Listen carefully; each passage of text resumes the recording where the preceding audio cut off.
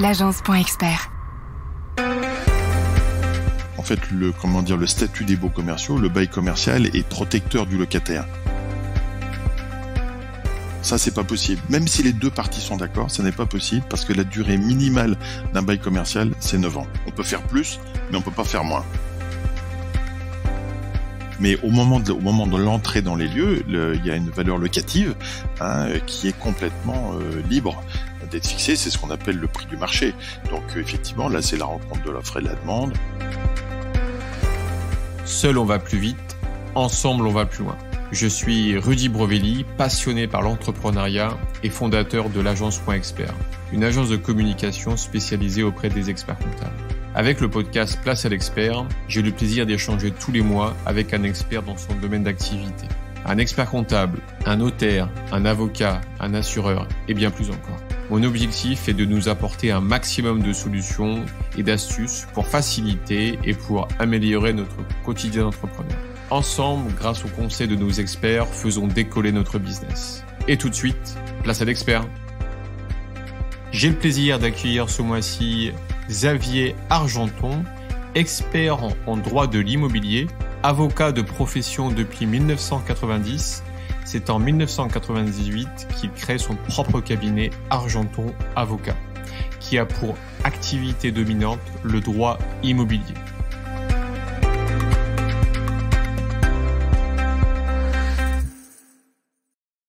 Eh bien, merci Xavier d'avoir accepté mon invitation. Bonjour, oui, merci. Avec plaisir. Écoute, j'ai souhaité ta participation à Place à l'expert pour nous donner tes conseils, les bonnes pratiques pour bien louer. En effet, nous sommes nombreux à louer des bureaux, des commerces, des entrepôts pour développer nos commerces, nos activités de manière un peu plus générale. On parle de bail commercial, de bail professionnel avec plusieurs durées, 3, 6, 9 ans, avec des loyers différents en fonction de plusieurs critères, le lieu, la surface, l'emplacement et j'en passe. Comme tu l'as compris Xavier, on a besoin de tes lumières. Comment tu souhaites commencer cet épisode ? D'abord, merci de cette invitation, très sincèrement, parce que c'est des sujets qui sont essentiels pour l'activité, pour exercer une activité professionnelle. Alors, en fait, je pense qu'il faut commencer par une distinction, parce que c'est vrai que en matière de contrat de louage d'immeubles, qu'on appelle bail professionnel, bail commercial, bail d'habitation aussi. En fait, c'est toujours un peu une nébuleuse pour des personnes qui sont pas forcément expertes dans ces domaines-là. Je pense que c'est toujours pareil, il faut distinguer et puis dire ce qui est l'un et ce que n'est pas l'autre. À quoi sert l'un, à quoi sert l'autre ? Exactement. Et donc, ça me paraît judicieux de faire une première distinction entre le bail professionnel et le bail commercial, parce que souvent, ça peut être utilisé par des activités qui sont pas forcément commerciales, mais qui peuvent souhaiter être sous le statut qu'on appelle du bail commercial. En revanche, des gens qui sont obligatoirement, en fait, soumis au statut des baux commerciaux. Un exemple très rapide, toutes les activités de profession libérale, expert comptable, avocat, notaire, les professions médicales peuvent normalement ressortir du cadre fixé par le bail professionnel. Mais ils peuvent très bien vouloir se rattacher sur un autre régime juridique qui est le bail commercial. En revanche, il y a des activités commerciales par nature, industrielles et artisanales ces activités-là sont automatiquement en revanche rattachées au statut des baux commerciaux. Donc ça veut dire quoi ? Ça veut dire que ceux qui sont commerçants ne peuvent pas faire autre chose qu'un bail commercial. En revanche, ceux qui ne sont pas commerçants normalement vont être sous le régime du bail professionnel, mais peuvent, s'ils le souhaitent, se rattacher au bail commercial parce que on va dire que c'est plus cadré, tout est un peu plus fixé que dans le bail professionnel. D'accord. Est-ce que c'est possible que je commence par un bail professionnel, que j'ai droit de le faire, et après que je switch sur un bail commercial ? Est-ce que c'est possible de switcher entre les deux ? Alors c'est possible sous réserve de respecter les dispositions du premier bail, évidemment, c'est-à-dire la question de durée, la question de loyer, la question notamment de préavis de résiliation, ce genre de choses. Et puis c'est un accord entre les parties, donc on peut toujours modifier l'accord qui vous lie entre les parties. Sauf il y a effectivement une deuxième distinction à mettre en place rapidement, c'est ce qu'on appelle en fait les dispositions qui sont d'ordre public et les autres qui sont simplement force du contrat, c'est-à-dire soit on le marque dans le contrat, ou soit on se rapporte notamment au code de commerce ou au code civil qui prévoit tout le régime juridique des contrats de louage d'immeubles. Prenons l'exemple donc qui nous préoccupe, le bail commercial. Dans le bail commercial, en fait, il y a une certaine autonomie qui est laissée aux parties de discuter ce qu'elles souhaitent, par exemple le montant du loyer, par exemple la répartition des charges, encore que depuis 2014, des choses ont un peu été réglementées, mais c'est vrai qu'il y a une partie très importante du bail commercial qui est ce qu'on appelle les dispositions d'ordre public. C'est-à-dire que même si les parties veulent marquer dans leur contrat des choses différentes, ben ça ne pourra pas, ce sera pas légal, et qu'en cas de contentieux, ce sera effectivement considéré comme des clauses nulles. Si par exemple on veut concéder par exemple à un propriétaire, donc un bailleur veut concéder un bail commercial auprès d'un locataire, donc d'un preneur, pour une durée par exemple de 8 ans. Ça, c'est pas possible. Même si les deux parties sont d'accord, ça n'est pas possible parce que la durée minimale d'un bail commercial, c'est 9 ans. On peut faire plus, mais on peut pas faire moins. La durée minimum d'un bail commercial, c'est 9 ans. C'est 9 ans, on peut pas faire moins. Donc c'est pourquoi? Parce que la philosophie de ce statut des baux commerciaux, en fait, c'est mieux protéger le locataire. Pourquoi? Parce qu'on part du principe que le locataire construit petit à petit au fur et à mesure des années, au fur et à mesure de l'exercice de son exercice professionnel, un fonds de commerce, une clientèle, un savoir-faire.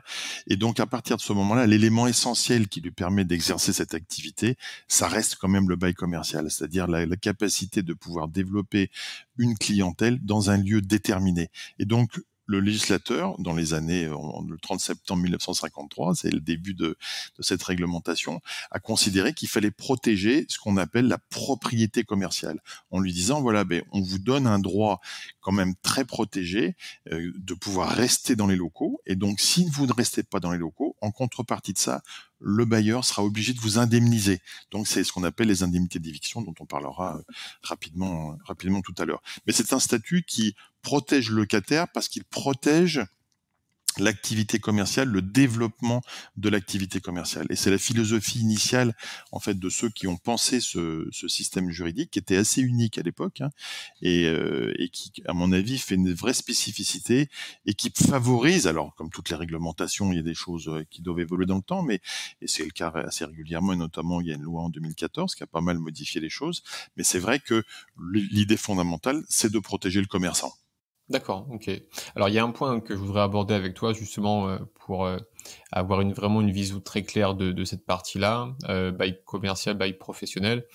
J'ai le choix en fait de choisir entre les 2 parce que mon statut me le propose.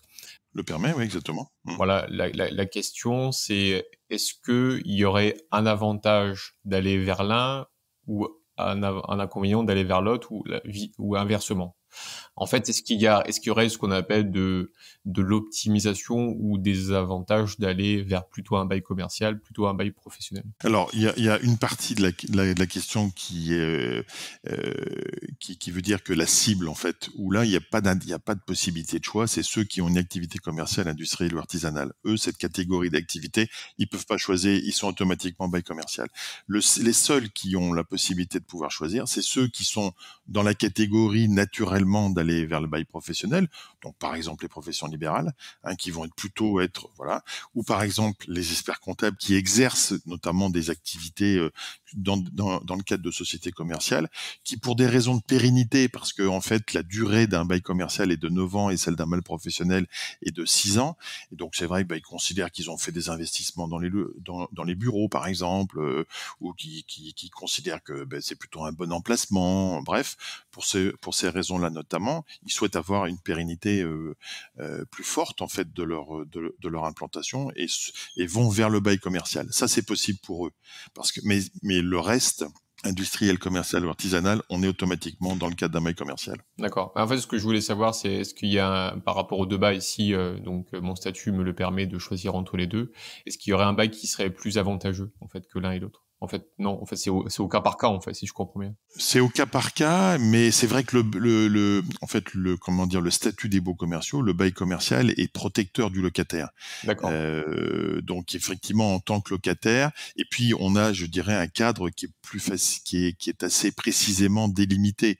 Il y a assez peu de marge de négociation. Alors il y en a quand même. Faut pas dire que tout est d'ordre public, mais il y a beaucoup de dispositions qui sont d'ordre public. Donc notamment la durée, notamment le renouvellement du bail. Donc ça, c'est quand même protecteur du locataire. Donc en tant que locataire, on peut plus facilement effectivement avoir intérêt à se mettre sous le régime des baux commerciaux. Et après donc, une fois que j'ai choisi en fait, mon bail, c'est quoi les bonnes pratiques en fait pour, Mais les bonnes pratiques, en fait, il faut voir les choses très pratiquement, hein. Je veux dire, c'est vrai que tout dépend aussi de la personnalité et de qui est votre bailleur, en fait, et qui est le propriétaire. Si on est dans le cadre, par exemple, d'un centre commercial où vous avez des foncières extrêmement équipées avec des juristes, des commerciaux qui sont très affûtés, tout ça, et vous avez plein d'obligations. Vous avez des pavés qui font parfois 150 ou 200 pages, où c'est quasiment des contrats d'adhésion, disons-le, hein, où il n'y a quasiment aucune capacité de pouvoir discuter du bail. Bon, là, c'est un choix. C'est aussi très, très intéressant pour un commerçant, forcément, de pouvoir s'installer dans un centre commercial. Mais face à des gros investisseurs comme ça, c'est compliqué de discuter et c'est souvent à prendre ou à laisser.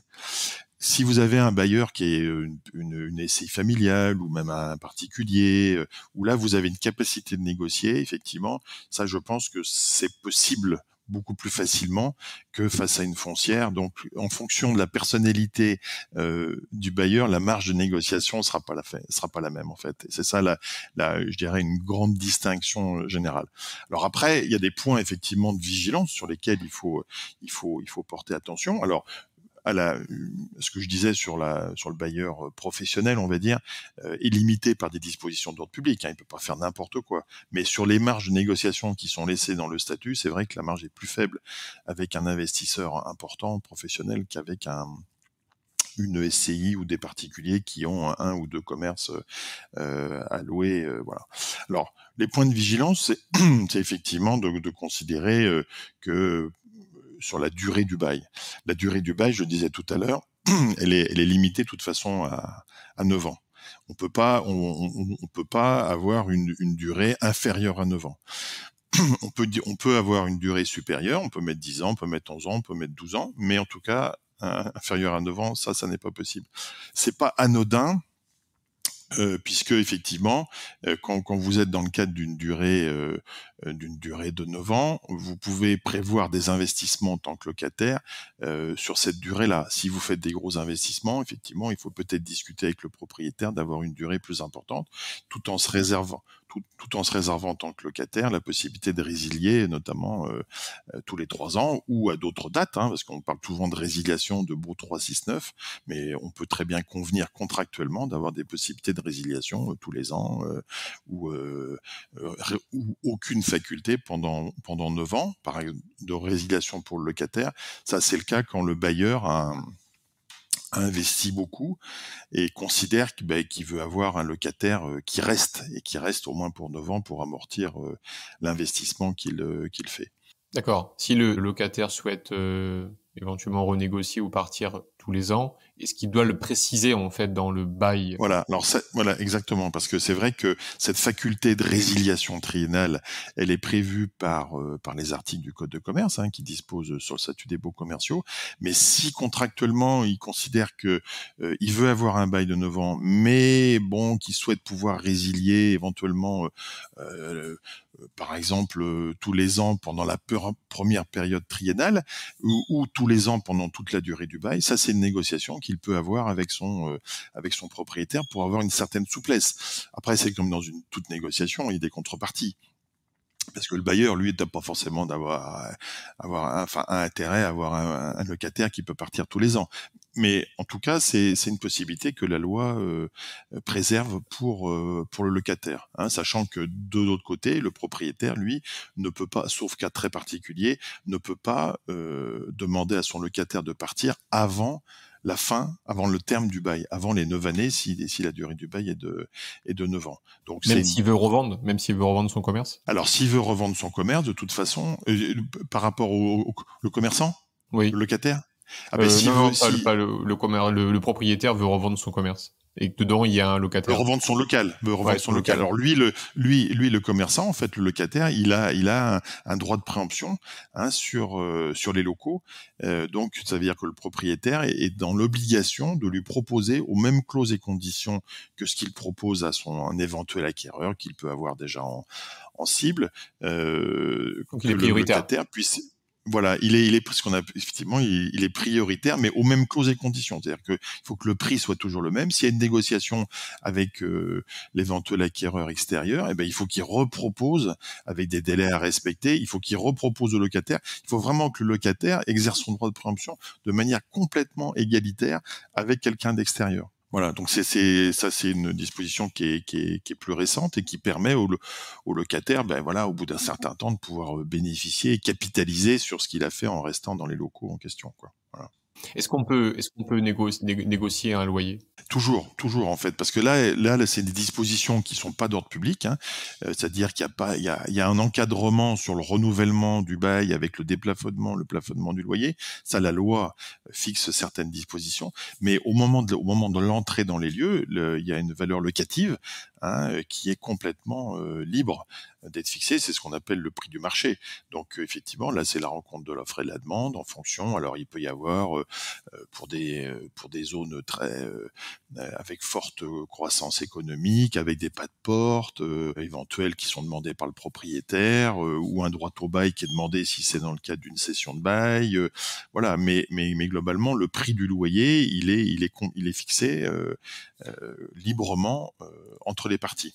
Parce que le bas de porte, il est pas obligatoire, en fait. Non, il est pas obligatoire. Alors il y en a effectivement, il y a des coins qui sont, enfin très, comment dire, Demander. très bien achalandés et puis très demandés, très bien placés, avec une bonne synergie dans le voisinage des autres commerces. Enfin, des différents éléments qui font penser au propriétaire, qu'il dit ouais, moi je veux bien vous choisir comme locataire, mais il faut que vous versiez une somme tout de suite, quoi.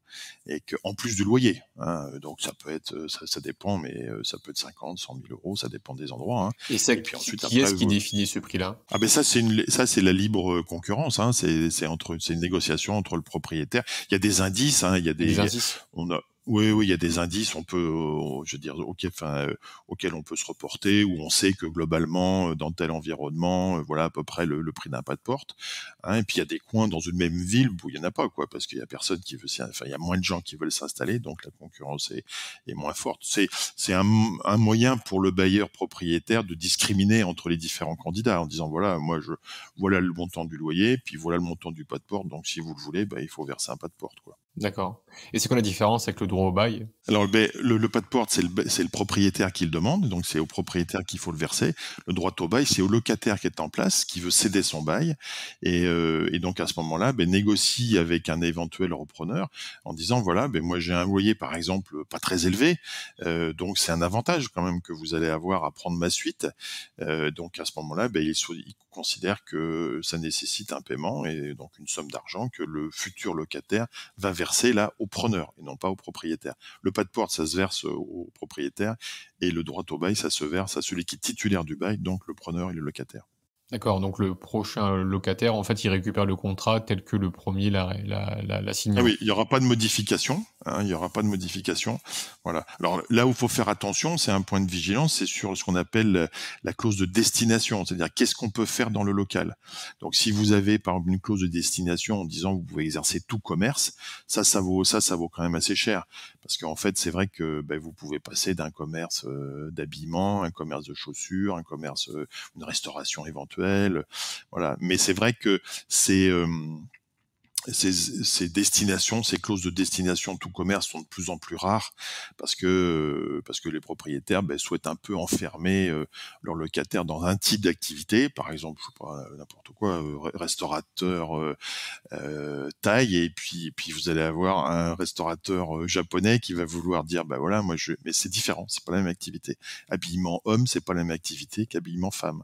Donc tout ça va permettre en fait aux locataire de dire moi je vous cède un bail, donc à ce moment-là je vous le cède dans mon activité.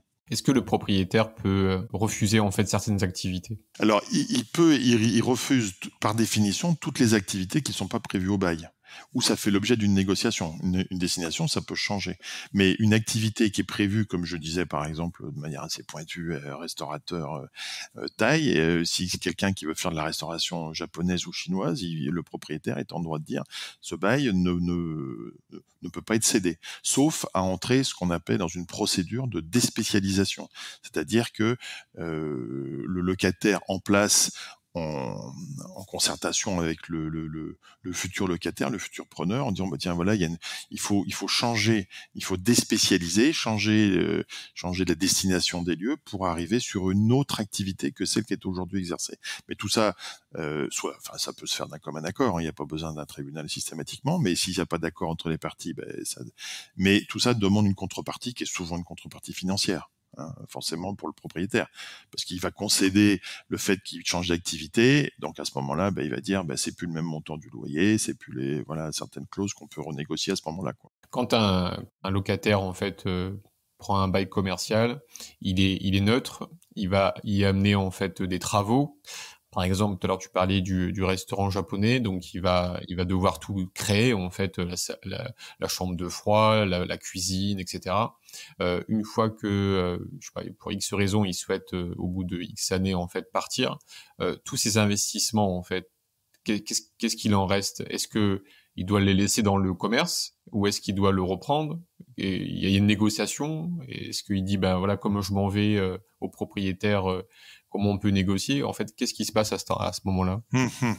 Alors en fait, si ça c'est prévu, ça peut être prévu ce qu'on appelle par des clauses d'accession, c'est-à-dire que quelqu'un arrive dans un local, par exemple, mettons un beau de décoffrage, un local nu, et donc investit de manière assez conséquente. Et donc à ce moment-là, en fait, il doit avoir une question de durée, ça c'est important, combien d'années il faut pour amortir son investissement. Donc regardez le premier point de la durée. Après, de dire quand je vais partir, qu'est-ce que j'en fais?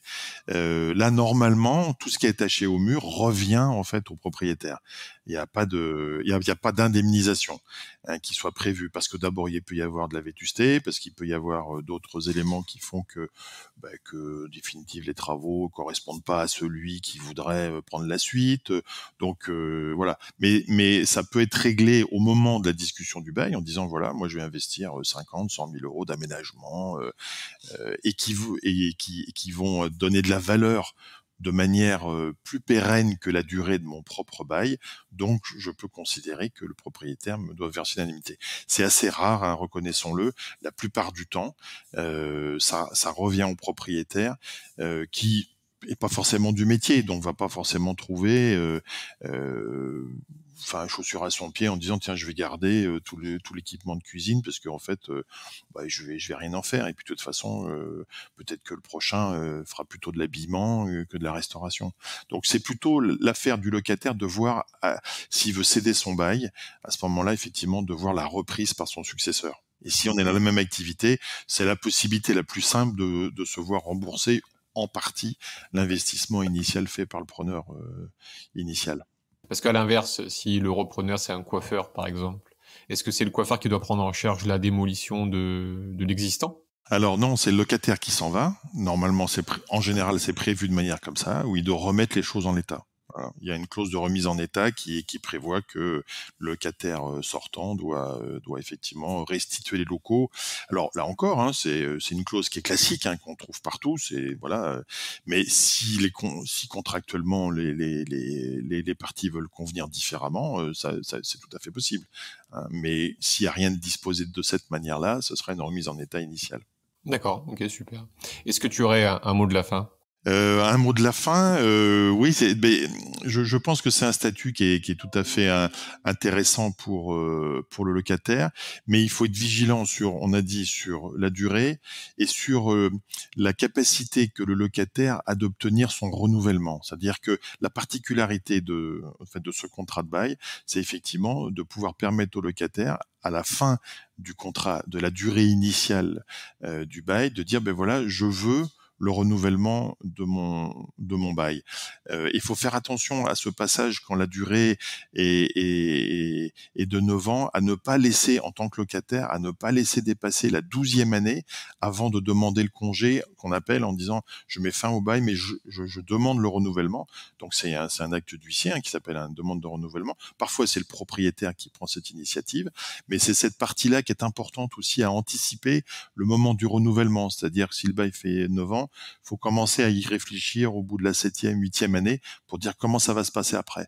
Parce que c'est pas anodin les délais qui vont courir à compter de la 9e année. Hein. Le locataire ne sera jamais mis à la porte sans indemnité, mais il y a des délais qui lui donnent plus ou moins de possibilités de négocier le futur loyer s'il le fait tout de suite avant la 9e année qu'après la 12e année. Voilà. Donc ça, c'est des points de vigilance qu'il faut avoir. D'accord, parce que comment ça fonctionne si on part sur 9 ans et que en fait le locataire ne dit rien? Est-ce que c'est tacite reconduction ou après ça repart sur tous les ans? Comment ça marche?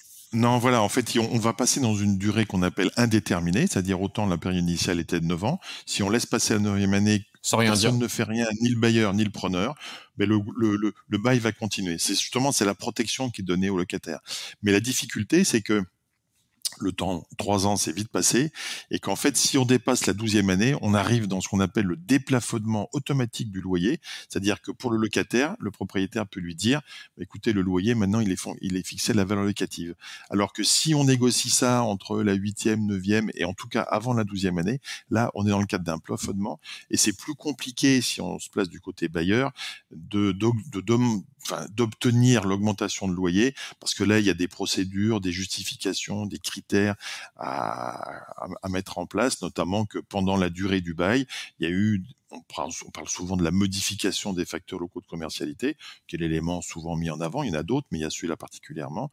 Et c'est plus compliqué pour un bailleur de faire cette preuve-là, parce que les choses peuvent avoir changé, mais pas de manière telle que ça a eu une influence sur le commerce du locataire. Donc, ça veut dire qu'il faut, pour le locataire, point de vigilance, que la durée de la tacite reconduction ne dépasse pas 3 ans après les 9 ans, quoi. Ne dépasse pas la 12e année. Parce que là, dans ces cas-là, il est un peu entre les mains du propriétaire, en tout cas, qui obtiendra plus facilement une augmentation de loyer.